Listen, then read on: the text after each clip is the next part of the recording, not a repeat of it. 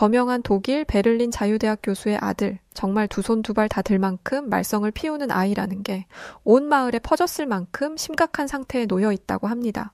하지만 한국인 어른들을 만난 뒤로 소문난 말썽쟁이는 정말 소름 끼치게 변해버렸다고 하는데요. 이로 인해 교수가 살던 이 마을 역시도 모두 이 한국인을 찾아가는 해프닝까지 벌어졌다고 합니다. 과연 무슨 일이 있던 걸까요? 안녕하세요. 저는 독일 베를린 자유대학교에서 교육심리학 교수로 있는 38살 마리아 슈미트라고 합니다. 저는 저명한 대학의 심리학 교수지만 세상 모든 사람들의 심리를 간파하기란 쉬운 일이 아닙니다. 특히 제 12살짜리 아들 루카스의 심리는 더더욱 이해하기가 어려워요. 제가 대체 뭘 잘못했는지 모르겠지만 루카스는 말썽꾸러기 그 자체입니다. 아무리 어르고 달래도 제자리에 가만히 앉아있는 법이 없어요. 사고만 치는 아들을 그냥 둘 수가 없어서 늘 걱정이 많았습니다. 그래서 주의력 결핍장애가 아닌가 싶어서 여러 가지 검사까지 했을 정도이니 얼마나 저희 아들이 심각한 상태에 있는지 이해가 되실 거라고 생각합니다. 그래서 저는 아이들 교육 관련한 영상들을 유튜브에서 많이 찾아봤었어요. 그런데 그러다 우연히 한국에 관련한 콘텐츠를 보게 된 적이 있는데요. 영상에서 보게 되었던 한국의 교육체계는 심각했습니다. 감히 우리 독일에서는 상상도 할 수 없는 시간대까지 공부를 하는 학생들을 보면서 많이 놀랬었거든요. 또한 한국의 교육 경쟁은 어마어마했죠. 아이들을 한계까지 몰아붙이는 교육을 보면서 무섭기까지 했었어요. 아마 그때 이후로 한국에 대한 기억이 좋지 않았던 걸로 기억해요. 딱히 나쁜 감정도 없었지만 심각한 상태에 있는 아들을 개선시키는 것에 대입하려는 생각조차도 안 했거든요. 이때까지만 해도 그랬습니다. 하지만 지금 저의 머릿속에 한국은 그야말로 은인과도 같은 국가로 자리 잡아 있어요. 정말 파란만장했던 일들이 있었습니다. 지금 독일에는 한국의 붐이 일고 있어요. 물론 어느 유럽국들도 마찬가지겠지만 요즘 온몸에 소름이 돋을 만큼 실감하고 있답니다. 한국을 오해했던 시절에 저는 저희 아들 루카스를 두고 내 자식이지만 정말 너무 어렵다라고 생각했을 정도로 아들에 대한 고민이 매우 컸었어요. 혹시 저와 남편이 루카스를 오냐오냐 키운 것처럼 생각할 수 있는데요. 이 부분에 있어서는 정말 억울합니다. 저는 단 한 번도 루카스를 오냐오냐 키우지 않았어요. 밥을 먹지 않는다고 떼를 쓰면 그 자리에서 밥을 치우고 주지 않습니다. 한 번 말한 것은 꼭 지키고 쉽게 말을 바꾸지도 않고요. 그러나 루카스는 제가 강하게 나가면 나갈수록 더욱 엇나가는 모습을 보여주었고 학교에서 쫓겨날 위기에 처하기까지 했습니다. 이유는 루카스가 다른 아이들에게 시비를 걸고 때로는 폭력적인 행동을 보이기까지 했기 때문이었죠. 제 얼굴에 침 뱉는 것 같아서 말하기 부끄럽지만 제 아들 루카스는 선생님께 욕설을 하다 걸리거나 어른들에게 무례한 태도를 보이기도 했습니다. 솔직히 제 아들이지만 학교에서 쫓겨난다고 해도 할 말 없어요. 그런데 그래도 엄마인지라 루카스를 포기하고 싶지 않더라고요. 고작 12살밖에 안 된 루카스에게도 기회는 있을 거라고 생각했죠. 그런데 한국은 어떤지 모르겠지만 독일은 이런 부분에 있어서 가차 없습니다. 딱 한 학기만 지켜보고 행동이 개선되지 않으면 다른 학교를 구해야 할 거라는 학교의 통보를 받았거든요. 그래도 다행인 것은 이 통보를 받았을 때가 여름방학의 시작점이었다는 것이었습니다. 저와 남편 토마스는 머리를 맞대고 어떻게 이 천둥벌거숭이 같은 아들을 개과천선하게 할 수 있을지 고민하기 시작했어요. 그러던 어느 날 남편이 좋은 생각이 났다면서 한 팜플렛을 들고 오더라고요. 그건 다름 아닌 가라테 도장의 모집 팜플렛이었습니다.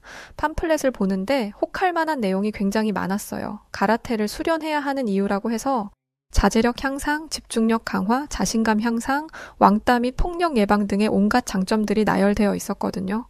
그런데 그 중에서도 제 눈길을 확 끌어당긴 건 말썽꾸러기 아이들의 문제 행동 한 달 안에 교정해 드립니다. 라는 멘트였습니다.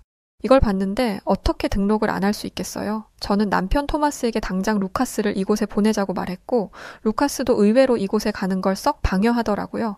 저희 부부는 잘 됐다 생각하며 다음 주 월요일이 박는 대로 도장에 가기로 했습니다. 그런데 루카스를 가라테 도장에 보내기로 결심한 바로 다음 날 저와 친하게 지내는 이웃 주민인 한나가 자기 아들이 태권도를 배우기로 했다고 말하더라고요.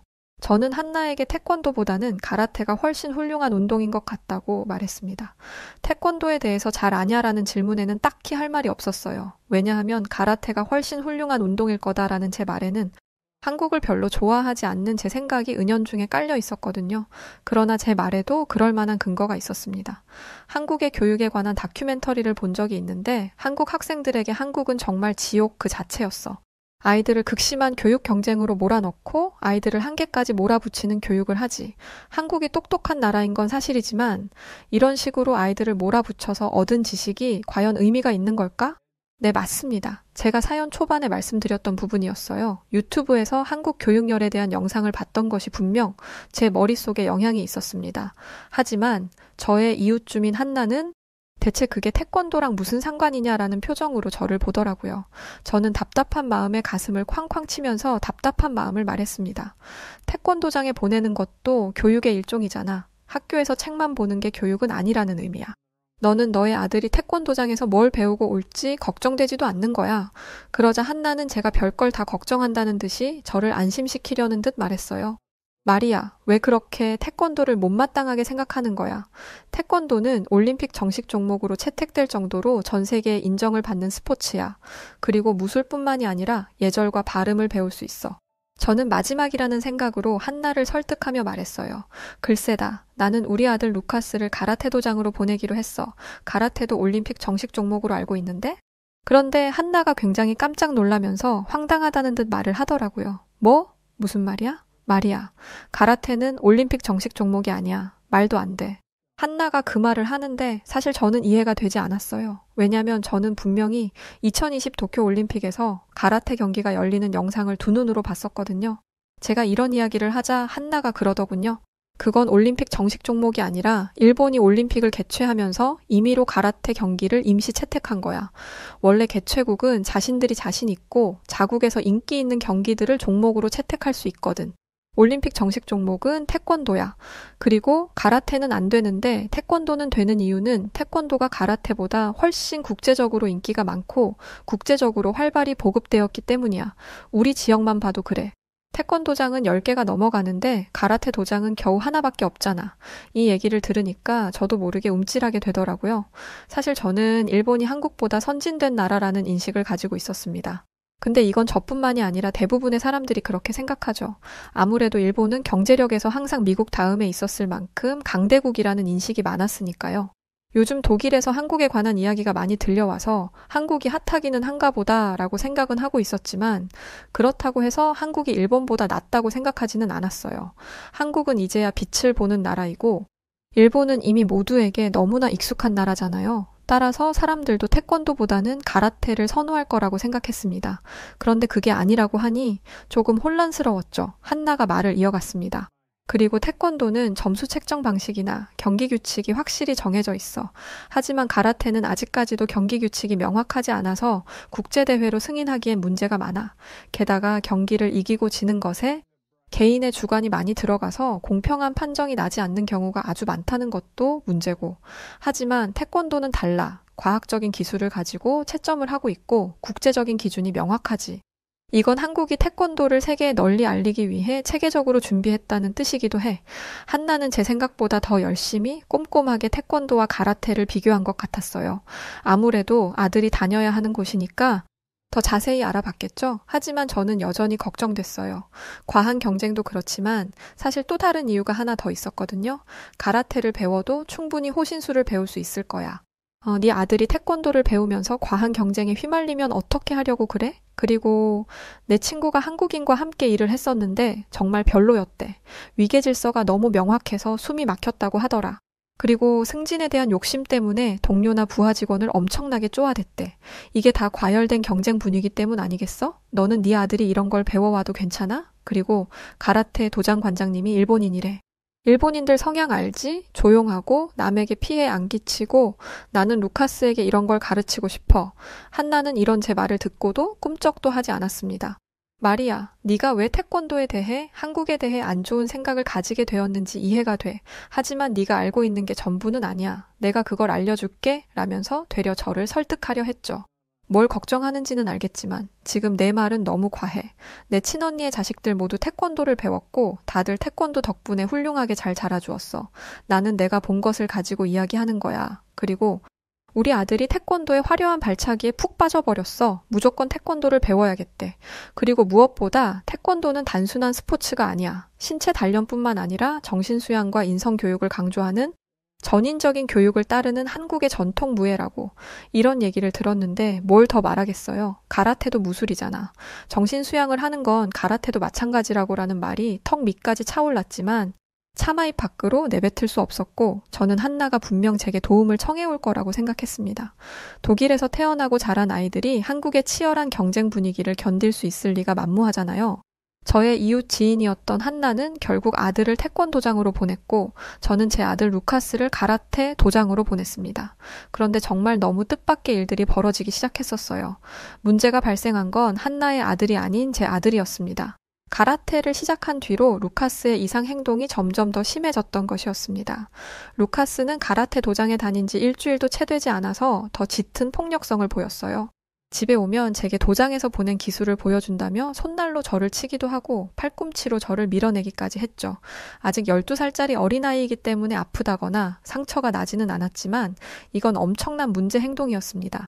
저는 아주 호되게 루카스를 혼냈어요. 그런데 루카스는 눈 하나 깜짝 안 하고 이렇게 말하더라고요. 관장님이 그러는데 무술은 실전 연습이 중요하대요. 항상 수련하는 자세로 살아야 한다고 하던데요. 저는 가르침 받은 대로 했을 뿐이에요. 저는 루카스가 뭔가 단단히 오해했다 싶어 관장님에게 연락을 했습니다. 항상 수련하는 자세로 살아야 하는 건 맞겠지만 그게 아무 때나 시도 때도 없이 주먹을 휘두르라는 의미는 아니잖아요. 그런데 일본 가라테 관장님의 말을 들으니 정말이지 기가 차더라고요. 루카스가 제대로 배웠네요. 무술은 실전이 중요하죠. 평상시에도 수련을 한다니 오면 칭찬을 해줘야겠네요. 칭찬이란요? 수련이든 뭐든 집에서 부모에게 힘을 쓰는 건데 이걸 칭찬하겠다는 건가요?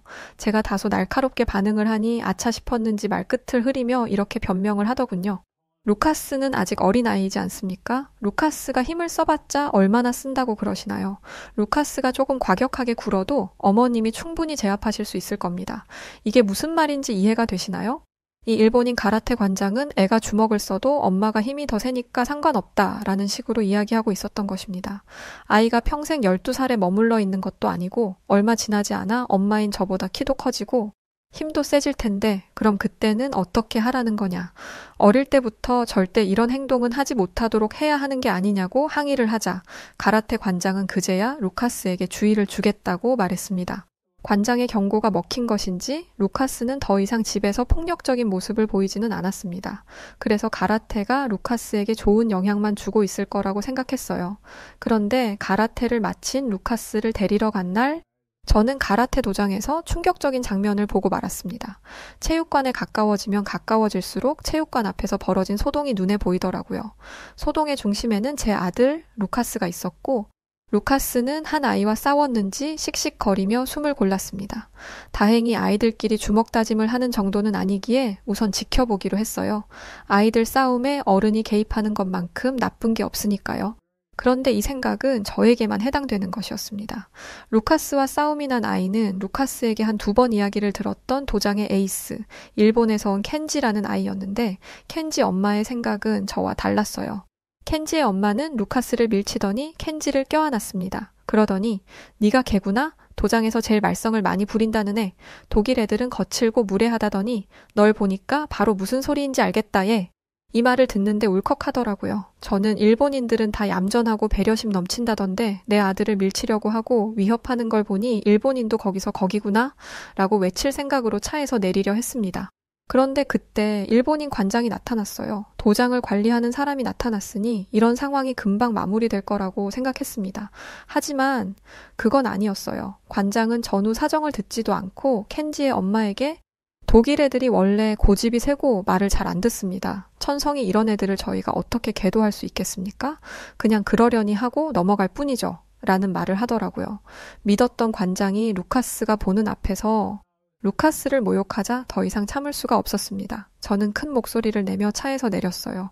지금 뭐라고 한 건지 당장 똑같이 말해봐요. 저는 잘못된 행동이라는 것을 알면서도 그런 행동을 반복하는 건 어린아이들도 안 하는 것이라고 말하며 루카스를 데리고 나와버렸어요. 게다가 어리고 약한 아이 앞에서는 할 말 못할 말 다 하면서 어른이 나타나니까 꼬리를 내리는 모습이 꼴이 정말 꼴도 보기 싫더라고요. 이후 집으로 온 저는 루카스에게 충격적인 이야기를 듣게 되었습니다. 가라테 관장은 극단적인 극우 성향의 사람이었어요. 운동을 할 때마다 아이들에게 제국주의의 정점에 서 있던 독일과 일본이 힘을 합쳐서 다시 일어서야 한다라는 가르침을 했더라고요. 독일인들은 조상들이 세계대전을 저질렀다는 이유 하나만으로 마음 깊숙한 곳에 죄책감을 가지고 살아갑니다. 아이들도 마찬가지고요. 그런데 이 가라테 도장의 관장이 이 모든 것을 뒤집어 엎으려고 했던 거예요. 게다가 관장은 일본 학생과 다른 나라 학생들을 굉장히 차별했다고 합니다. 특히 켄지와 루카스를 많이 비교했다고 해요. 켄지보다 루카스가 좀 더 깔끔한 발차기를 했음에도 불구하고 켄지에게는 역시 일본인의 피가 흐르는 켄지를 따라갈 사람은 없구나 라고 말하면서 루카스에게는 루카스, 네가 이걸 성공한 건 네가 또래보다 덩치가 좀 크기 때문이야. 그러니까 자만하지 마. 알겠어? 라고 말했다고 하더군요. 이런 일이 한두 번이 아니었다고 합니다. 저는 이제야 가라테 도장을 다닌 후로 과격해진 루카스의 행동의 원인을 알게 되었어요.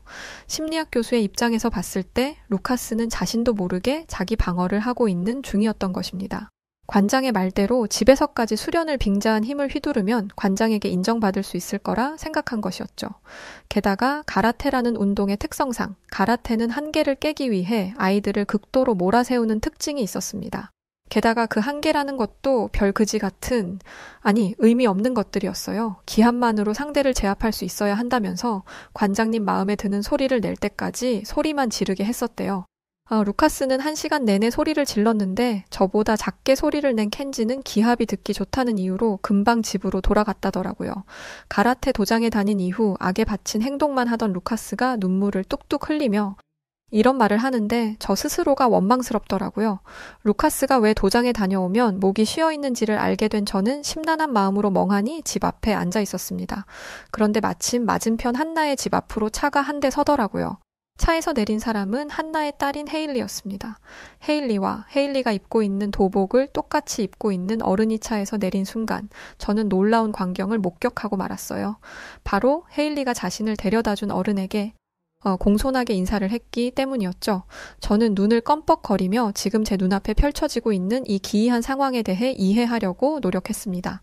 심지어 헤일리는 두 손을 배꼽 위에 가지런히 모으고 허리를 숙여 인사를 하고 있었는데 독일에선 한 번도 못 본 그 인사법이 생소하면서도 보기 좋더라고요. 한눈에 존경을 표현하는 방식이라는 걸 알 수 있었죠. 더 인상적이었던 건 헤일리를 데려다준 어른이었어요. 아마도 한국 태권도 도장의 관장일 거라고 생각했죠. 그 한국인 태권도 관장은 헤일리가 인사를 할 때까지 정자세를 유지하고 있다가 헤일리가 인사를 마치면 다정하게 마무리 인사를 건넸습니다. 아이가 인사하는 것을 당연하게 여기지 않고 상호 존중하는 태도를 보여줬던 거죠. 순간 일본 가라테 도장에서 루카스가 당했던 취급이 떠올랐어요. 가라테 관장은 루카스를 무시하고 깔보고 괴롭히기까지 했는데 헤일리를 가르치는 것으로 보이는 한국의 태권도 관장님은 전혀 그런 모습이 아니었습니다. 저는 그 즉시 헤일리의 집 앞으로 뛰어갔어요. 그리고 한국인 태권도 관장님에게 우리 루카스를 보내도 되겠냐고 물었죠. 안녕하세요. 저희 아이가 많이 말썽을 부려요. 최근 가라테 도장에서 운동을 했었는데 그때 뭔가를 잘못 배웠는지 최근 들어 공격성이 더 심해졌고요. 태권도장에 가면 다른 아이들과 문제를 일으킬까봐 걱정이네요. 그런데 혹시 저희 아들 루카스도 태권도장에 보내볼 수 있을까요? 솔직히 이 말까지 했으니 루카스를 가르치는 건 좀 어려울 것 같다고 말할 줄 알았습니다. 믿져야 본전이라고 생각하며 물어본 거였거든요. 그런데 정말 놀랍게도 태권도 관장님은 잠시 고민하는 듯 하더니 아이 이름이 루카스라고 했죠. 내일 저희 도장으로 데려오시겠어요? 제가 도움을 드릴 수 있을 것 같네요. 라고 아주 자신감 있게 말씀하셨습니다. 믿었던 가라테 도장에서 뒤통수를 시원하게 맞은 참이라 두렵고 떨리는 마음이 들었지만 말괄량이 헤일리가 변화된 모습을 생각하며 루카스의 손을 잡고 태권도장으로 향했습니다. 루카스도 가라테 도장에서의 경험 때문에 두려웠는지 안 가겠다고 고집을 부렸지만 딱 3번만 가보라는 제 설득에 억지로 발을 옮겼습니다. 태권도장에 도착한 순간 저는 확신했어요. 여기라면 우리 루카스를 바꿀 수 있다라고 말이죠. 태권도장의 분위기는 제가 생각했던 것과 전혀 달랐습니다. 저는 한국의 교육열이 너무 뜨겁다고 들었다 보니 태권도장도 매우 엄숙할 것이라고 생각했어요. 감히 잡담 같은 건 하지도 못할 거라 생각했죠. 그런데 태권도장에서는 아이들과 선생님이 화기애애하게 대화를 하기도 하고 놀이를 하기도 했습니다. 그런데 그렇게 놀다가도 수업에 들어가면 장난꾸러기처럼 뛰어다니던 아이들이 자기 자리에 똑바로 서서 진지하게 수업을 듣더라고요. 게다가 그 순간이 되면 친구처럼 놀아주던 선생님들도 카리스마를 장착한 채 아이들에게 태권도를 가르쳤습니다. 저는 수업을 참관하면서 태권도 특유의 절도 있는 동작에 놀라웠어요. 게다가 가라테는 공격 위주로 가르치기 때문에 루카스가 그런 것만 배우지 않을까 걱정했었는데 태권도는 아이들에게 방어 위주로 가르치더라고요. 그래서 공격력이 낮은 운동인가 싶었는데 선생님이 시범으로 발차기를 보여주는 부분에서 저는 뒤로 까무러칠 뻔했습니다. 다른 선생님 한 분이 매트를 몸 앞에 두고 준비 자세를 취하시는데 솔직히 그거 보고는 너무 비장하게 준비하는 거 아니야? 라고 생각했었어요. 무슨 황소와의 결투를 하는 것처럼 몸을 낮추고 웅크리더라고요. 그런데 다른 선생님이 매트를 향해 다리를 뻗은 순간 무언가 폭발하는 듯한 소리가 나더니 매트를 잡은 선생님이 뒤로 몇 발자국이나 뒤로 밀려나고 말았습니다. 그런데 더 놀라운 게 뭔지 아세요? 엄청난 파괴력의 발차기를 한 분은 여자였습니다. 저도 여자이기는 하지만 남자와 여자의 힘의 차이는 어쩔 수 없는 거라고 생각해요. 성별에서 오는 차이는 있을 수밖에 없으니까요. 그런데 이 여자 선생님의 발차기는 감히 여자라고 생각할 수조차 없는 수준이었습니다. 그런데 한국인 관장님이 저에게 이런 말을 하더라고요. 며칠 뒤에 한국에서 학생 시범단이 저희 도장을 방문하게 될 거예요. 그때 도장에 다니는 부모님들을 모두 모실 예정이고 마을에서도 시범을 보이니 그때 한국의 진짜 태권도가 얼마나 멋지고 흥분되는 스포츠인지 보실 수 있으실 거예요. 그리고 루카스도 정말 멋지게 성장할 수 있도록 잘 지도해 보이겠습니다. 라면서 저의 걱정을 사라지게 하는 말씀을 해주셨어요. 한국 태권도 관장님은 태권도는 단순히 눈앞에 있는 상대를 제압하는 것에 초점이 맞춰져 있지 않다고 했습니다. 스스로를 보호하는 것을 배운다고 이야기해 주시더군요. 그러시면서 태권도 영상들을 보여주셨는데 영상 속에 나오는 한국인들의 태권도는 정말 엄청난 파괴력을 가진 무예라는 걸 볼 수 있었어요. 관장님은 태권도의 가공할 위력은 상상을 뛰어넘는 것이기에 절제를 배워야 한다고 했고 이쯤 되니 왜 아이들에게 방어 위주의 교육을 하는지 이해가 됐습니다. 그런데 태권도는 내가 때리면 너무 세니까 막는 걸 가르친다라는 아주 1차원적인 교육 이념을 가지고 있지 않았습니다. 태권도는 존중과 자기 절제를 중요한 미덕으로 여기고 있었어요. 상대를 존중하기 때문에 함부로 힘을 휘두르지 않는 것이고 자기 절제를 통해 분노를 가라앉힐 수 있는 것이죠. 자신에게 주어진 힘을 마구 휘두르는 것이 아니라 필요한 곳에 사용할 줄 안다는 게 얼마나 멋있나요? 저는 이것이야말로 아이들이 배워야 하는 교육이라고 생각했습니다. 저는 관장님에게 제가 그동안 한국을 어떻게 생각했는지 말씀드렸어요. 사실 한국의 교육열이 워낙 뜨겁다고 들어서 태권도도 그렇게 엄하게 가르칠까봐 걱정되었다고 말이죠. 그러자 관장님은 한국의 과거 이야기를 들려주시면서 한국이 교육에 관심을 갖게 된 이유에 대해 알려주셨습니다. 전쟁 이후 아무것도 남지 않은 폐허 속에서 새로운 문명을 꽃피우기 위해 한국인들이 선택한 건 교육이었더라고요. 자원도 없는 나라가 단기간에 성장할 수 있었던 건 모두 교육과 사람에 대한 투자 덕분이라고 했습니다. 그리고 지금 현 시대를 살아가는 50대, 60대 어른들이 몸을 갈면서까지 나라를 재건하며 자신들의 교육은 포기했을지언정 내 아이들에게만큼은 올바른 지식들을 가르치겠다는 사명감이 지금의 대한민국, 세계에서 손꼽히는 경제대국으로 성장하는 밑거름이 되었다고 말씀해 주셨어요. 그 50대, 60대 이상의 어른들 희생이 없었다면 이제 30대 후반인 자신이 있지 못했을 거라면서 말이죠. 저는 그제야 한국을 이해할 수 있게 되었어요. 또 한국의 경제 수준이 높아지면서 이젠 한국에 있는 아이들도 공부에만 매달리는 게 아니라 다양한 진로를 찾아가고 있다고 하더라고요. 저는 한국에 대해 제대로 알지도 못하면서 괜한 고집을 부리는 바람에 루카스를 가라테, 도장 같은 곳에 보냈다는 죄책감을 가지게 되었습니다.